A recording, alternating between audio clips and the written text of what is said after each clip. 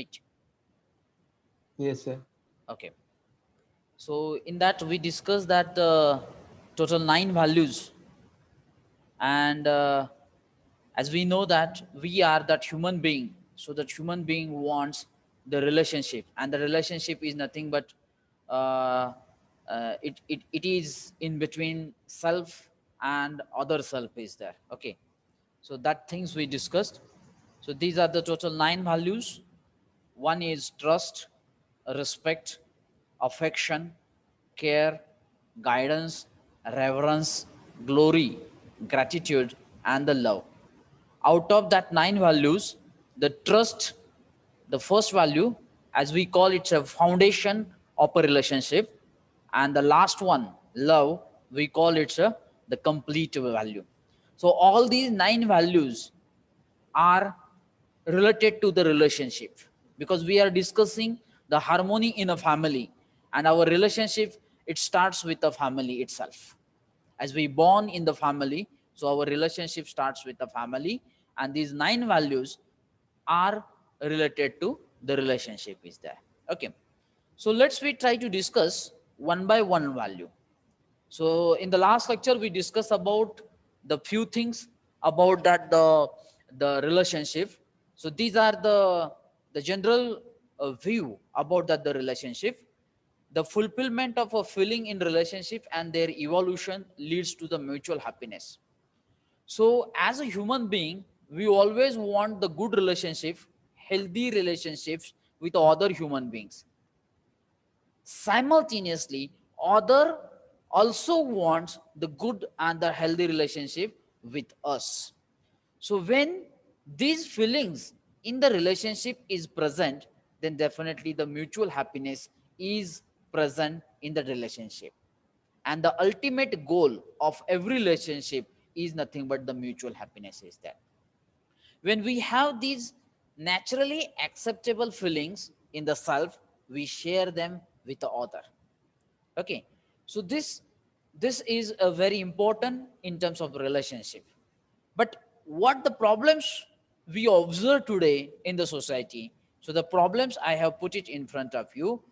The problem is that today we all human being are assuming the relationship with the body, but actually the relationship is with the eye.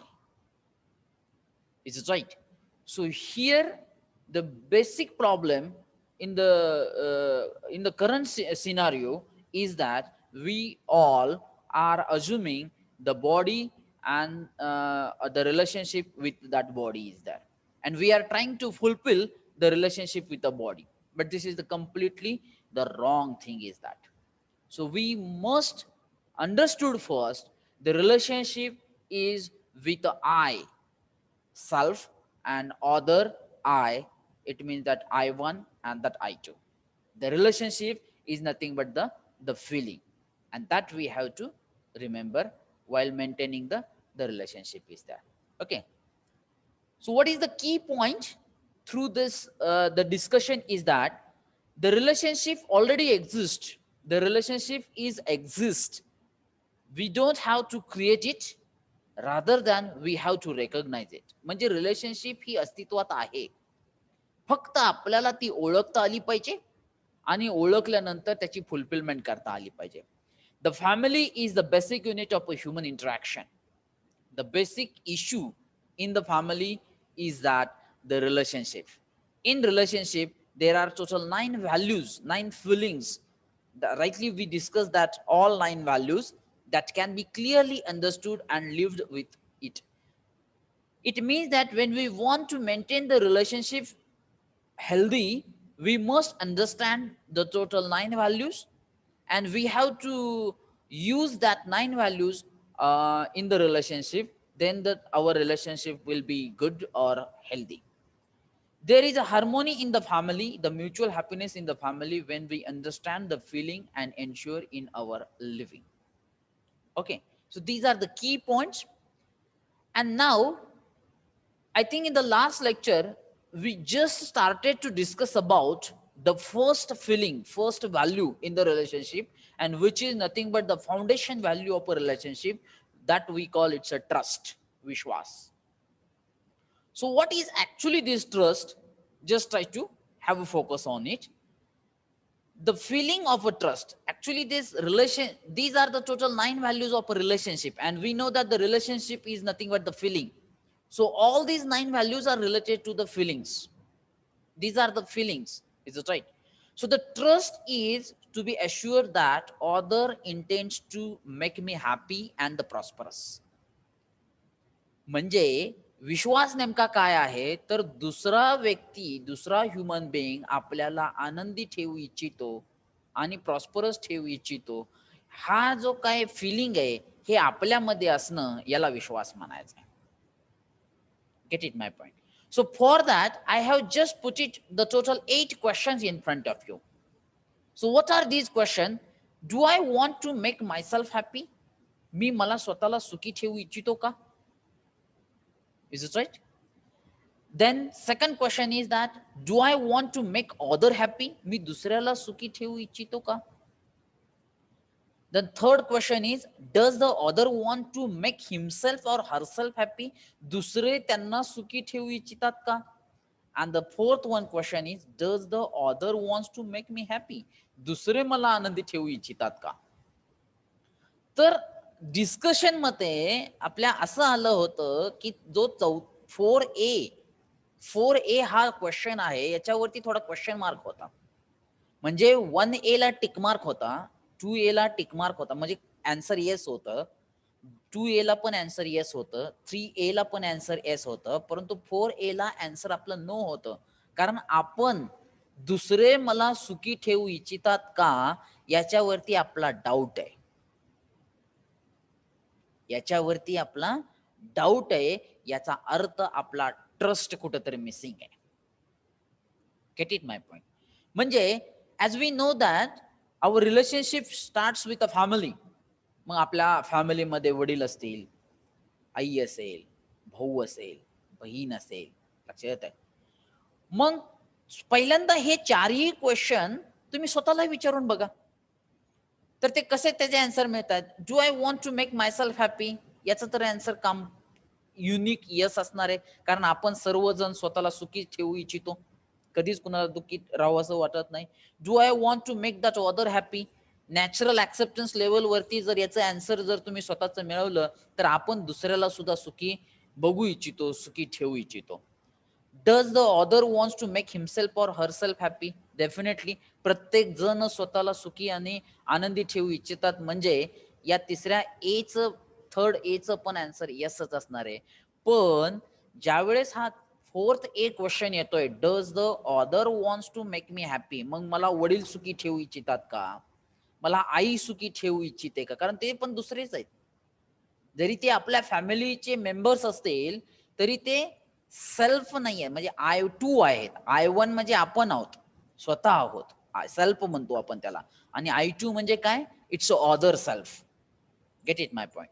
मग वडील आपल्याला आनंदी ठेवू इच्छितात का, भाऊ आपल्याला आनंदी ठेवू इच्छितो का, बहीण आपल्याला आनंदी ठेवू इच्छितो का, आपला क्वेश्चन मार्क्स आहे तिथं, कारण आपला त्याच्यावरती काय तिथं डाऊट आहे. Om Patil, please unmute your self.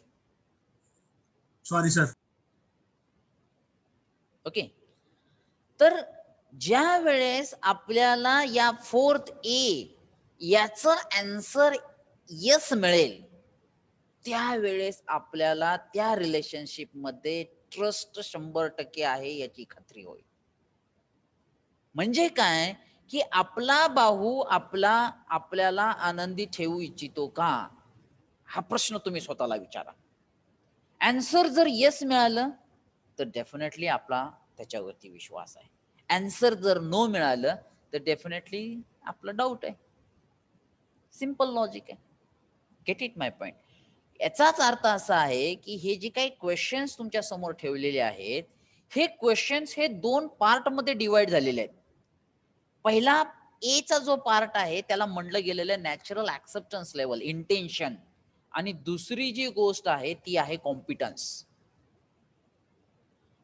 आता तुम्ही असं म्हणचाल की माझा भाऊ मला आनंदी ठेवू इच्छितो का नाही हे मला कसं माहित असणार? You have to ask this question to your self. बरोबर आहे. मग ते क्वेश्चन्स नेमके कसे आहेत की या पृथ्वी तलावावरती जेवढे काही मानव आहेत ते पहिल्यांदा स्वतःला आनंदी ठेवू इच्छितात का हो? What is your answer? Yes. Yes. प्रत्येक जण स्वतःला आनंदी ठेवू इच्छितो.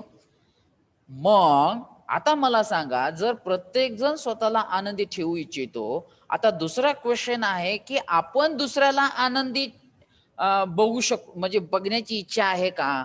किंवा आपण दुसऱ्याला आनंदी ठेवण्याची आपली इच्छा आहे का? नॅचरल ऍक्सेप्टन्स लेवलवरती सांगा. What is our answer? Yes. Absolutely yes. Yes sir. बरोबर आहे. मग आपला भाऊ आपल्याला डेफिनेटली आनंदीच ठेवू इच्छितो, हे नॅचरल ऍक्सेप्टन्स आहे. बरोबर आहे. पण त्याच्याकडून जर काही चूक घडत असेल आणि त्याच्यामुळं जर आपला विश्वासाला तडा जात असेल, की आपला विश्वास असा होत असेल की तो मुद्दाम मला त्रास देतोय, पण त्याचं इंटेन्शन क्लिअर असणार आहे. त्याचं इंटेन्शन म्हणजेच काय म्हणलेलं आहे मी इथं? Natural acceptance. बरोबर आहे. Naturally our brother also wants to make us happy. परंतु काही गोष्टी त्याची कॉम्पिटन्सी म्हणजे त्याची क्षमता कमी पडते, त्याची समजून घेण्याची लेवल कमी पडते. तर आपण ज्यावेळेस ते एखादी गोष्ट त्याच्याकडून चुकत असेल तर आपण डायरेक्ट लगेचच असा समज करून घ्यायचा नाहीये की तो मला मुद्दाम त्रास देतोय, त्याचं इंटेन्शनच चुकीचं आहे, असं नाहीये. त्याची कॉम्पिटन्स लेवल कमी पडते, म्हणजे त्याची क्षमता कमी पडते, त्याचं अंडरस्टँडिंग कमी पडतंय. लक्षात येत आहे. ऍक्च्युली तो आपल्याला आनंदीच ठेवू इच्छितोय, परंतु काही अशी गोष्ट आहे ज्या कारणास्तव त्याच्याकडून ती काही गोष्ट चुकीची घडतायत आणि त्या चुकीच्या गोष्टीमुळं आपल्याला असं वाटतंय की त्याचं इंटेन्शन चुकीचं आहे, पण ते तसं नाहीये. जर तसं व्यवस्थित जर विचार केला, रूट वरती जाऊन जर तुम्ही विचार करायचा प्रयत्न केला तर त्याची कॉम्पिटन्सी लेवल, त्याची अंडरस्टँडिंग लेवल कमी पडते. मग आपल्याला काय केलं पाहिजे? त्याची अंडरस्टँडिंग लेवल वाढवली पाहिजे, त्याची कॉम्पिटन्सी लेवल वाढवली पाहिजे. Gate it my point? तर तो आपल्याला पण आनंदी ठेवू इच्छितो. म्हणजे हा झाला ट्रस्ट. पण जर आपला ट्रस्ट हा वीक असेल, म्हणजे आपला विश्वास, नात्यामधला आपला विश्वास जर वीक असेल, तर एखादी छोटीशी जरी गोष्ट चुकीची झाली तर तिथं जर आपला विश्वास संपत असेल तर याचा अर्थ आपणच कमी पडतोय. का तर आपले एक्सपेक्टेशन जास्त आहेत. आपण म्हणतो त्यानं 100 गोष्टी बरोबर केल्या, पण एक गोष्ट चुकली तर आपण 100 गोष्टी विसरतो आणि एक गोष्ट चुकीची गोष्ट लक्षात ठेवतो आणि आपल्या विश्वासाला तडा जातो. ही चुकीची गोष्ट आहे. Get it my point? म्हणजे जर आपल्याला आपले जे रिलेशन्स आहेत ते स्ट्रॉंग ठेवायचे असतील, ते फिक्स ठेवायचे असेल, ते हेल्दी ठेवायचे असेल, तर आपल्याला त्याच्या कॉम्पिटन्सी लेवलवरती सुद्धा विचार करावा लागेल. त्याचं इंटेन्शन हे कायम प्युअरच असणार आहे. दुसऱ्या अदर ह्युमन बिईंगचं इंटेन्शन हे प्युअरच असणार आहे. पण त्याच्याकडून जर काही चुकीचं घडत असेल तर ती त्याची कॉम्पिटन्सी वीक आहे असं कन्सिडर करावं लागतंय. त्याचं इंटेन्शन हे मात्र प्युअरच असणार आहे. हे सगळ्यांनी लक्षात घेणं गरजेचं आहे. Get it my point? So the trust will be built up. म्हणजे तिथं आपला विश्वास वाढणार आहे. तिथं आपल्या स्वतःमध्ये, कारण ही विश्वास हे एक फिलिंग आहे आणि ते स्वतःमध्ये जनरेट झालेलं फिलिंग आहे. कारण आपलेच थॉट्स आपलाच विश्वास कमी करायला भाग पाडतायत. तर त्याच्यासाठी आपला पहिल्यांदा फिलिंग स्ट्रॉंग असणं गरजेचं आहे. त्यानुसार आपलं ट्रस्ट बिल्डअप होणार आहे. Clear that point? So here, as we discuss these things, first A to 4A are related to natural acceptance, and the first B to 4B is related to the competence.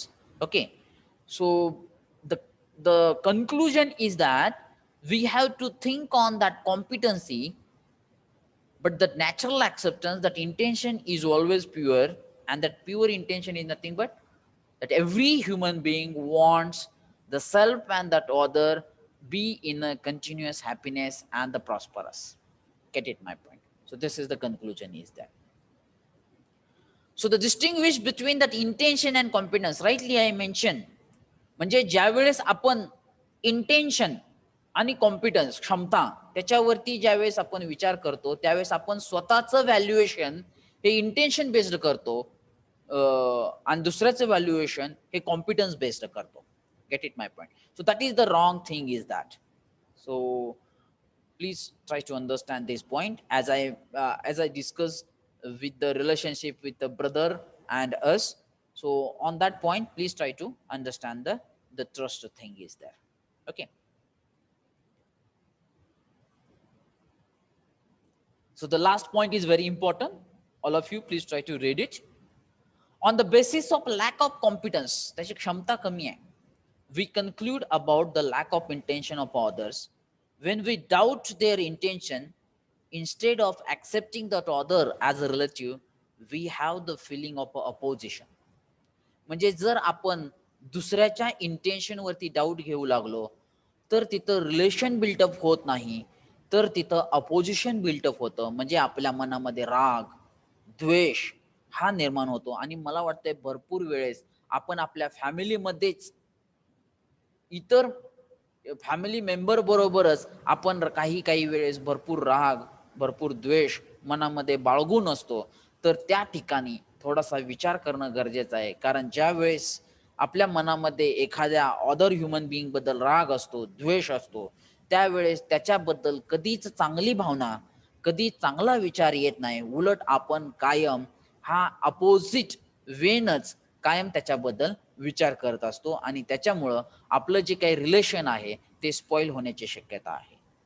You get it my point? So this is the common mistake that we make in a relationship today.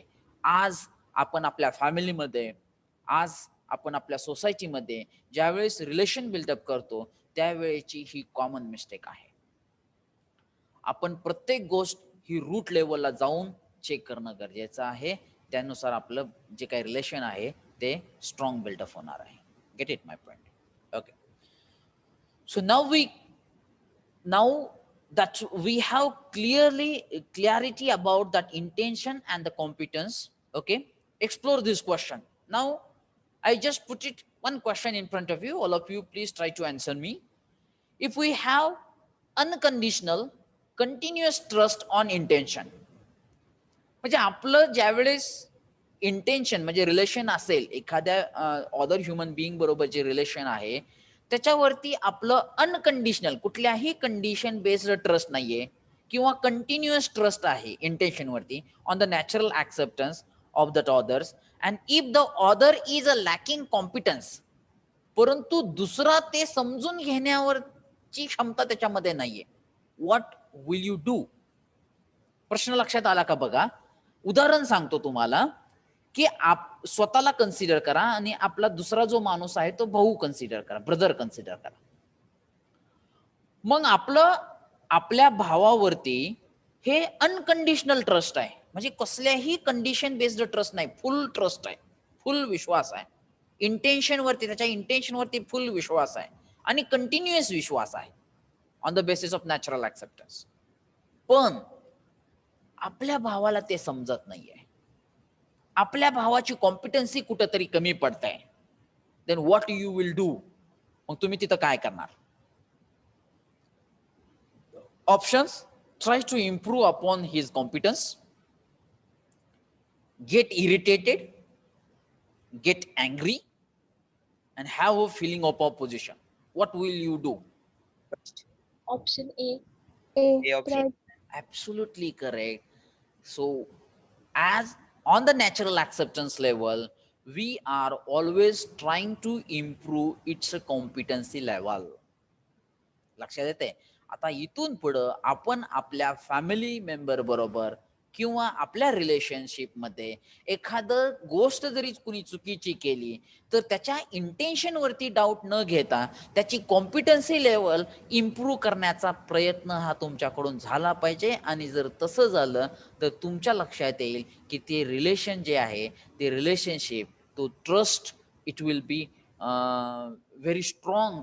Trust will be built up in your relation is there. Healthy trust will be built up in your relation is there. So on the natural acceptance level, that answer is obviously A, try to improve upon the competency. Get it my point? It is the response which indicates the trust on intention. All other answers are a reaction. म्हणजे जर तो आपला भाऊ आपल्या बरोबर काही वागण्यात चुकला किंवा त्यानं काहीतरी चुकीचं केलं तर आपण इरिटेट होणं किंवा त्याला इरिटेट करणं किंवा त्याच्यावरती अँग्री होणं किंवा आपल्या मनामध्ये त्याच्याबद्दल अपोजिट फिलिंग तयार करणं, that will be our reaction. याला काय म्हणणार आहोत आपण? ही आपली रिॲक्शन झालेली आहे. Get it my point? परंतु आपला रिस्पॉन्स त्याला कसा असला पाहिजे? We are always try to improve his competency. त्याची क्षमता वाढवण्याचा प्रयत्न आपण करणं गरजेचं आहे. Now with this indicators find out how many people are there in your life on whom you have trust on intention, natural acceptance, which is unconditional and continuous. आता सगळ्यात इम्पॉर्टंट लाईन ही तर मी तुम्हाला तुमच्या समोर प्रेझेंट केली आहे बघा. नाव all of you please try to find out how many people are there in your life on whom you have trust on intention. त्यांच्या इंटेन्शन वरती ट्रस्ट आहे, कॉम्पिटन्स वरती ट्रस्ट म्हणत नाहीये. त्यांच्या इंटेन्शन वरती ट्रस्ट आहे, which is unconditional and continuous. आणि तो ट्रस्ट कायम आहे, तो ट्रस्ट अनकंडिशनल आहे. कोणत्याही कंडिशन बेस्ड ते ट्रस्ट नाहीये. You please try to find out.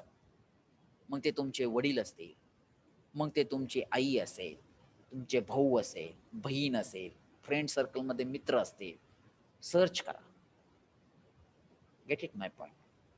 आणि आपल्या आयुष्यामध्ये मी आता याच्यावरून तर हे तर सर्च करायला तुम्हाला सांगतोय, पण आपल्या आयुष्यामध्ये मिनिमम एक तरी मानव असा पाहिजे की ज्याच्यावरती आपण अनकंडिशनल अँड कंटिन्युअस ट्रस्ट करू शकतो. आणि ते असणं गरजेचं आहे. ते फिलिंग आपल्यामध्ये आणि ते फिलिंग दुसऱ्यामध्ये नाहीये, ते फिलिंग आपल्यामध्ये असणं गरजेचं आहे. आता तुमच्या मनामध्ये असा प्रश्न येऊ शकतो की मी माझ्या बाजूनं 100% चांगलं राहण्याचा प्रयत्न करतो, परंतु दुसऱ्या साईडनं जे आहे ते चांगलं राहू शकत नाहीये. त्याच्यामुळं आपल्या मनामध्ये राग येतोय, द्वेष येतोय, अपोजिशन फिलिंग येत आहे. तर मी त्याचा आन्सर काय सांगितलेला आहे? त्याच्या कॉम्पिटन्स लेवल त्याची कमी आहे. त्याचं इंटेन्शन प्युअर आहे, पण त्याची कॉम्पिटन्स लेवल कमी आहे. त्याच्यामुळं तो चुकतोय, त्याच्यामुळं तो चुकीचं वर्तणूक करतोय, लक्षात येत आहे. परंतु त्याचं इंटेन्शन प्युअर आहे. म्हणून तर तुमच्या दुसऱ्याच्या इंटेन्शन वरती ट्रस्ट करायला सांगितलेलं आहे, कॉम्पिटन्स वरती ट्रस्ट करायला सांगितलेलं नाही.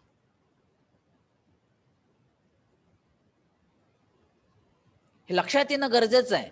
आणि हे जोपर्यंत लक्षात येत नाही तोपर्यंत आपले हेल्दी रिलेशन्स राहत नाही, आपला कोणावरती विश्वास राहत नाही. Get it my point? So this is about the first value. आणि त्याच्यामुळं तर मी म्हणलेलं आहे की एक लक्षात घ्या, त्याच्यासाठी तर या 9 व्हॅल्यूज पैकी पहिली जी व्हॅल्यू सांगितली ट्रस्ट, त्याला फाउंडेशन व्हॅल्यू म्हणलेलं आहे, बेस म्हणलेलं आहे. कारण आपल्या जे काही रिलेशनशिप स्टार्ट होतंय ते ट्रस्ट बेस वरती, म्हणजे पहिल्या व्हॅल्यू नुसारच रिलेशन स्टार्ट होतंय, ज्याला म्हणलं गेलेलं आहे विश्वास, trust. And that is very important. Get it my point? Okay.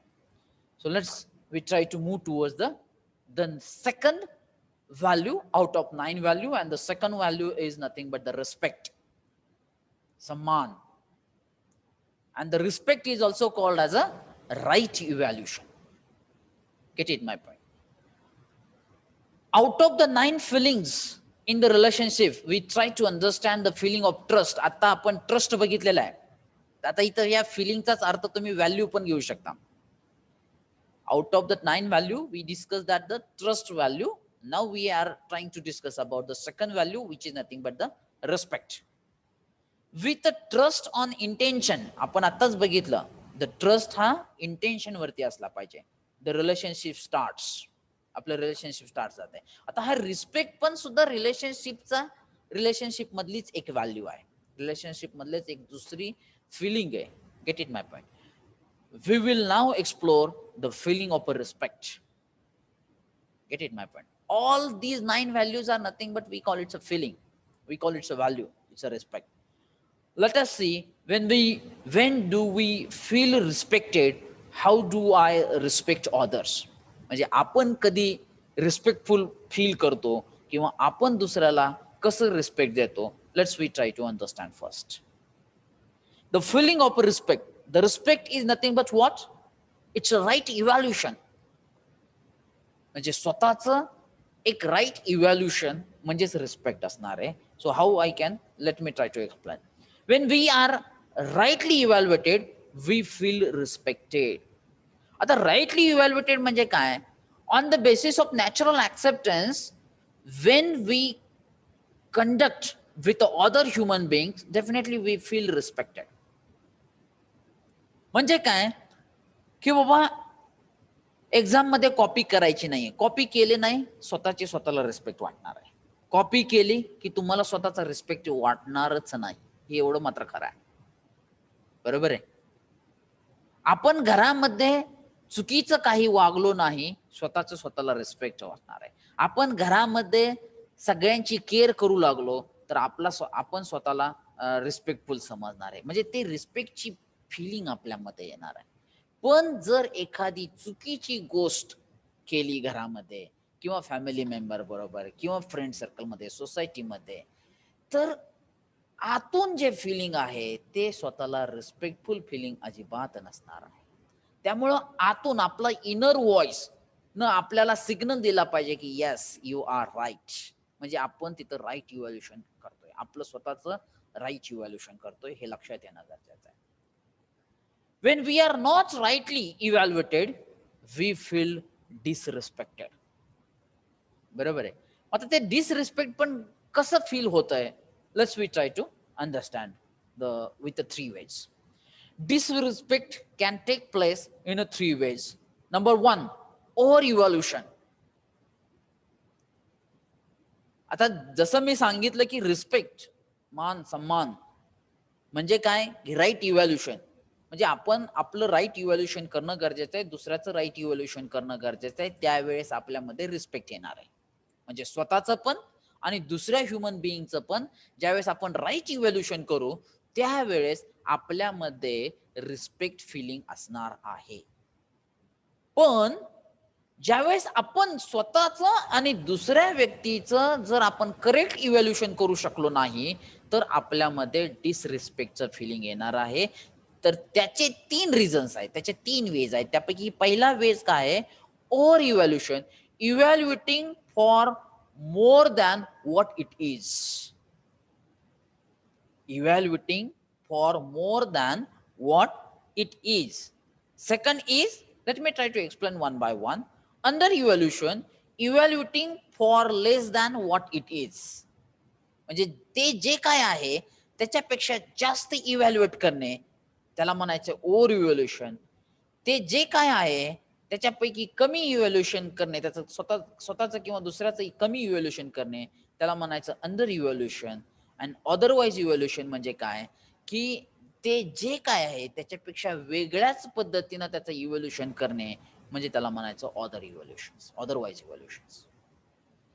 So these are the 3 reasons and due to which the disrespect feeling it comes in our mind. Get it my point?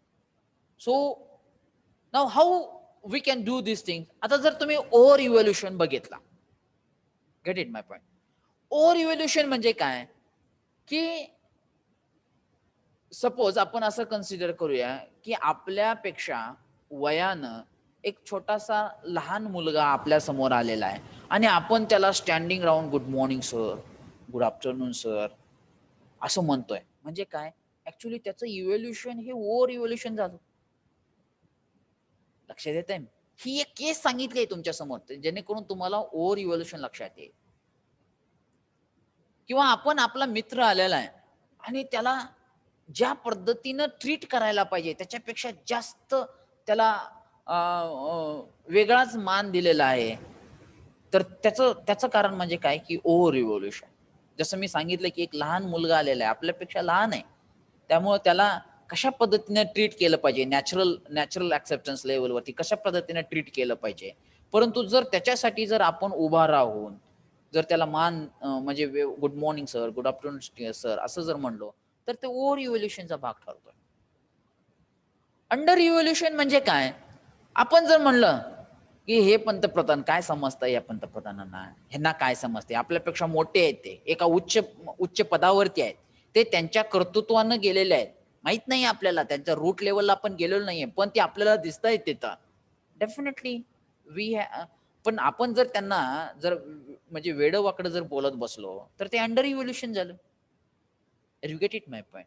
आणि otherwise evaluation म्हणजे काय की एका वेगळ्या पद्धतीने evaluation करणं. म्हणजे suppose असं कन्सिडर करा की एक सक्सेसफुल बिझनेसमॅन आहे, एक सक्सेसफुल बिझनेसमॅन आहे. मग त्याला ज्यावेळेस आपण बघतो आणि त्याला ज्यावेळेस आपण आपले स्टेटमेंट असं सांगतोय की हा काय सक्सेसफुल झालेला आहे, ह्यानं काहीतरी रॉंग मार्गाने कमवलं असेल किंवा काहीतरी वेगळ्या मार्गाने काहीतरी कुठून तरी पैसा सेकंड वेनं त्यानं पैसा कमवला असेल, आपल्याला माहित आहे का तो, आपण त्याच्या रूट लेवलला गेलोय का, पण आपण तसं इव्हॅल्युएशन का करतो. ज्या गोष्टी आपल्याला माहीतच नाहीत, ज्या गोष्टीनं त्यानं त्याचं जे स्वतःचं साम्राज्य उभा केलेलं आहे त्याचा आपल्याला गंध नाहीये, तर त्या गोष्टीबद्दल आपण असं इव्हॅल्युएशन का करतो की त्यानं काहीतरी वेगळ्या पद्धतीनं कमवलं असेल, त्यानं काहीतरी वेगळ्या चुकीच्या मार्गानं. म्हणजे सपोज आपल्या मित्रानं जर एखाद्या सब्जेक्टमध्ये आउट ऑफ आउट मार्क मिळवले असतील, तर आपलं जर मत जर असं असेल की त्यानं कॉपी केली असेल, त्यानं कुठून तरी बघून लिहिलं असेल, तर ते झालं अदरवाईज इव्हॅल्युएशन. का, तर आपल्याला काय माहित आहे का की आपल्या मित्रानं बाबा खूप परिश्रम केलाय, खूप अभ्यास केलाय आणि त्याच्यामुळे त्याला खरोखर चांगले मार्क मिळालेले आहेत. आहे का आपलं इव्हॅल्युएशन तसं, किंवा आपण त्याच्या रूट लेवलला जाऊन बघितलंय का. न बघता न काही माहित असता दुसऱ्या पद्धतीनं त्याचं इव्हॅल्युएशन करणे, त्याला काय म्हणायचं, अदरवाईज इव्हॅल्युएशन. मग हे 3 टाईपचे काय आहेत, इव्हॅल्युएशन आहेत. ओव्हर इव्हॅल्युएशन म्हणजे काय की बाबा नॅचरल ऍक्सेप्टन्स लेवलवरती त्याला व्यवस्थित ट्रीटमेंट न देणे, त्याच्यापेक्षा जास्त त्याला मान सन्मान देणे, त्याला म्हणायचं ओव्हर इव्हॅल्युएशन. जसं मी म्हणलं की लहान मुलगा आलाय, आपण त्याला स्टँडिंग ओवेशन देतोय. हा ठीक आहे, लहान मुलगा आहे, परंतु त्यानं काहीतरी म्हणजे असं चांगलं काहीतरी केलंय, त्यावेळेस तुम्ही त्याला म्हणला तर ते नॅचरल ऍक्सेप्टन्स लेवलवरती खरं ठरू शकतंय. परंतु एक जनरल साधारण मुलगा आहे, त्यानं काही बाकीचं केलेलं नाहीये, तो आलाय आणि आपण त्याला स्टँडिंग पोझिशन मध्ये त्याला गुड मॉर्निंग म्हणतोय किंवा गुड मॉर्निंग सर म्हणतोय, definitely it's over evaluation. Under evaluation म्हणजे काय, जे मी सांगितलं तुम्हाला, जे थोर मोठे व्यक्ती आहेत त्यांच्याबद्दल आपण काही चुकीचं वाक्य बोलणं किंवा वेगळे स्टेटमेंट्स काढणं किंवा त्याच्याबद्दल वेगळं फिलिंग असणं, त्याला काय म्हणणार आहे आपण, अंडर इव्हॅल्युएशन. माहित नाही ते त्या पदावरती ते आहेत, हे जग जाहीर आहे, बरोबर आहे, पण तरी देखील आपण त्यांच्याबद्दल रॉंग स्टेटमेंट घेणं म्हणजे त्यांचं इव्हॅल्युएशन आपण व्यवस्थित करत नाही. त्यांनी काहीतरी डेफिनेटली, मग आपण का तिथं त्या पदावरती नाहीये, बरोबर आहे. म्हणजे आपण सगळेजण आज सोसायटीमध्ये हेच चालतं की आपण पंतप्रधानाला म्हणतो की हे असं आहे, ते तसं आहे, तसं आहे. अरे मग तुम्ही का नाहीयेत? अरे त्यानं ते काहीतरी कष्ट केलेले आहेत, त्याचे काहीतरी एम्स आहेत, त्याचे अम्बिशन्स आहेत, त्यानं ते सगळं गोळा करून त्यानं त्या पदावरती गेलेला आहे, म्हणजे त्यानं काहीतरी एफर्ट्स घेतलेले आहेत. परंतु आपण जर तसे स्टेटमेंट जर काढत असेल तर ते झालं under evaluation. You get it my point. आणि अदरवाईज इव्हॅल्युएशन म्हणजे काय, चुकीच्या पद्धतीनं इव्हॅल्युएशन करणे म्हणजे झालं other evaluation. So these are the 3 types of evaluation. Get it my point. तर त्याचा पण आपल्याकडे व्यवस्थित अभ्यास असणं गरजेचं आहे. But due to these 3 types of evaluation, over evaluation, under evaluation and otherwise evaluation, the disrespect feeling creates in our mind. ज्यावेळेस आपण एका बिझनेसमॅन कडे जर त्या अँगलनं बघत असेल की यानं 2 नंबरनं पैसा कमवला असेल, त्यानं वेगळ्या मार्गाने पैसा कमवला असेल, म्हणून तो आता एक बिझनेसमन दिसतोय, तर त्याच्याबद्दल आपल्या मनामध्ये रिस्पेक्ट राहील का हो? आपल्याला त्याच्याबद्दल बाकीचं माहित नाहीये, पण आपलं फिलिंग काय सांगतंय की त्यानं चुकीच्या मार्गानं मोठा झालेला आहे. माहित आहे का पहिलं काय आहे का त्याचं बॅकग्राऊंड? नाहीये. किंवा नुसतं कुणीतरी काहीतरी सांगितलंय, कुठून तरी ऐकलंय, त्याच्यावरती आपण विश्वास ठेवून त्याचं इव्हॅल्युएशन जर रॉंग पद्धतीने जर करत असेल तर डेफिनेटली आपल्यामध्ये रिस्पेक्ट, त्याच्याबद्दल रिस्पेक्ट हा नसणार आहे. तर स्वतः त्याचं जजमेंट घेतलं पाहिजे, स्वतः त्याचा रूट लेवलला जाणं गरजेचं आहे आणि त्याच्यानुसार मग जे काय नॅचरल ऍक्सेप्टन्स लेवलवरती जे स्वतःचं फिलिंग असणार आहे ते काय जे काय असेल ते असेल. Get it, my point? So all of you, please try to have a focus on it. Now the last sentence, it's a conclusion. Please try to read it very carefully. If we look at our day-to-day behavior, जर आपण स्वतःला व्यवस्थित बघितलं, आपलं बिहेवियरचा जर आपण अभ्यास केला, we generally tend to do one of these three: over evaluation, under evaluation and other evaluation. म्हणजे आपलं जे काय बिहेवियर आहे, आपलं जे कंडक्ट आहे, हे या 3 पैकी एक असू शकतं आणि त्याच्यामुळं आपल्यामध्ये डिसरेस्पेक्ट असू शकतो. Get it, my point? If any of these 3 take place, the other person feel uncomfortable and disrespected. आपल्याला लहानपणापासून सांगितलेलं आहे की गुरुजनांना रिस्पेक्ट दिला पाहिजे, पण आजकाल असे भरपूर स्टुडंट्स पण असतात, फक्त त्यांची कॉम्पिटन्सी लेवल कमी आहे की जे ते रिस्पेक्ट करत नाहीयेत. का तर या 3 पैकी त्यांनी त्या शिक्षकांचं इव्हॅल्युएशन केलेलं आहे. Are you get it, my point? So this point we have to understand clearly. Okay, minimum content of respect, the other is similar to me. बरोबर आहे. आता हे रिस्पेक्ट साठी नेमकं काय असणं गरजेचं आहे, आपल्यामध्ये काय फिलिंग असणं गरजेचं आहे, तर याच्या एका शब्दामध्ये तिथं लिहिलेलं आहे बघा, the other is similar to me. दुसरा माणूस सुद्धा माझ्यासारखाच आहे. माझ्यासारखाच आहे म्हणजे काय, तो स्वतःला सुखी ठेवू इच्छितो माझ्यासारखंच, तो दुसऱ्याला पण सुखी ठेवू शकतो माझ्यासारखंच. म्हणजे जसं मी स्वतःला सुखी ठेवू इच्छितो तसा दुसरा माणूस सुद्धा स्वतःला सुखी ठेवू इच्छितो. जसं माझ्यामध्ये दुसऱ्याला सुखी बघण्याची इच्छा आहे तसं दुसऱ्याला सुखी बघण्याची इच्छा आहे. हे समजणं गरजेचं आहे. When we evaluate the human being on the basis of self, we are able to see that number one, the purpose is same. Means what? As I have a natural acceptance to live with a continuous happiness and prosperity, it is same with the other. So on the basis of our natural acceptance, we have the same purpose. आत्ताच मी सांगितलं, minimum content of respect. रिस्पेक्टचे feeling आपल्यामध्ये कधी असणार आहे, तर त्याचं पहिलं जे वे आहे, त्याचा जो पहिला कंटेंट आहे की द पर्पज इज सेम. म्हणजे जसं मला नॅचरल ऍक्सेप्टन्स नुसार मला कंटिन्युअस हॅपीनेस आणि प्रॉस्पेरिटी पाहिजे, मला कंटिन्युअस सुख आणि समृद्धी पाहिजे, तसंच दुसऱ्याला पण पाहिजे. Are you get it, my point? म्हणजे आपला आणि दुसऱ्याचा पर्पज तर सेमच झाला जगण्याचा. आपला जगण्याचा पर्पज काय आहे, कंटिन्युअस हॅपीनेस आणि प्रॉस्पेरिटी. मग दुसऱ्याचा काय असणार आहे, तो पण सेमच असणार आहे, कंटिन्युअस हॅपीनेस आणि प्रॉस्पेरिटी. मग दोन्हीही पर्सनचे जर पर्पज सेम आहेत, ओके. दुसरा पॉइंट आहे, the program is same. As my program to achieve the continuous happiness and prosperity is to understand the harmony and live in harmony at all levels of my being, it is same with the other. In that sense, our program to fulfill our purpose is also same. म्हणजे जसं माझा स्वतःचा programme आहे की मला स्वतःला continuous आनंदी आणि प्रॉस्पेरिटी जर ठेवायचं असेल, तर मला माझ्या लाईफमध्ये 4 लेवलवरती हार्मोनी मेंटेन करणं गरजेचं आहे. म्हणजे कोणामध्ये harmony in self, harmony in relationship, harmony in society and harmony with the nature. तर माझ्यामध्ये कंटिन्युअस हॅपीनेस आणि प्रॉस्पेरिटी फिलिंग असणार आहे. तसंच दुसऱ्याचं पण आहे.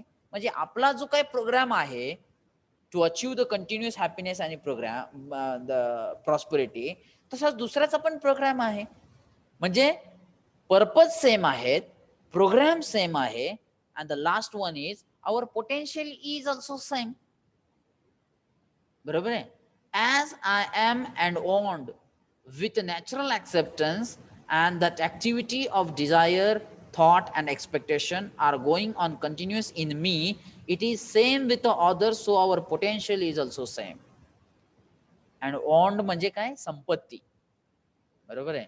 म्हणजे नॅचरल ऍक्सेप्टन्स लेवल वरती माझे इच्छा, विचार आणि आशा ह्या जशा माझ्या मनामध्ये कंटिन्युअस चालू आहेत, तसं दुसऱ्याचं पण चालू आहेत की हो. म्हणजे माझा पर्पज सेम आहे, माझा आणि दुसऱ्याचा पर्पज सेम आहे, माझा आणि दुसऱ्याचा प्रोग्राम पण सेम आहे, माझं आणि दुसऱ्याचं पोटेन्शियल पण सेम आहे. म्हणजेच the other is similar to me. हे लक्षात येत आहे. The other is similar to me. when this feeling it comes, then definitely the respect automatically build in our life, in our mind is there. Get it my point? So these are the minimum content of respect. जसं आपल्याला शिकवलं गेलेलं आहे की आपण दुसऱ्याला respect दिला तर आपल्याला स्वतःला पण रिस्पेक्ट मिळू शकतो, त्या प्रकारे आपलं आणि दुसऱ्याचा पर्पज, प्रोग्राम आणि पोटेन्शियल हे ज्यावेळेस आपण सेम एका लेवलवरती कन्सिडर करू शकतो, त्यावेळेस आपल्यामध्ये रिस्पेक्ट फिलिंग येणार आहे. लक्षात येते. पण आपण जर दुसऱ्याला दुसऱ्यापेक्षा वेगळं, दुसऱ्यापेक्षा हुशार, दुसऱ्यापेक्षा बलवान, दुसऱ्यापेक्षा सामर्थ्यवान असं जर काही वेगळ्या पद्धतीचं आपल्यामध्ये फिलिंग असेल, तर डेफिनेटली रिस्पेक्ट हा कुठंतरी मिसिंग पार्ट आपल्यामध्ये असणार आहे. Get it my point? तर आपण हे दुसऱ्याला आपल्यासारखंच समजणं म्हणजेच एक रिस्पेक्टची फिलिंग आपल्यामध्ये तयार करणं ही दुसरी गोष्ट आहे. Get it my point? Thus we can see that the other is similar to me. This is the minimum content of respect.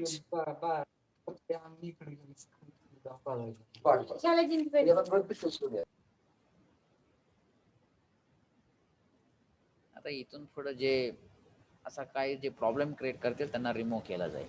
ठीक आहे. Thus we can all of you please try to read that the conclusion. Thus we can see that the other self is similar to me. This is minimum content of a respect of a human being is there. म्हणजे या तीन गोष्टीवरती आपल्याला विचार करणं गरजेचं आहे. If we want to build the respect in ourselves is there. Is it right?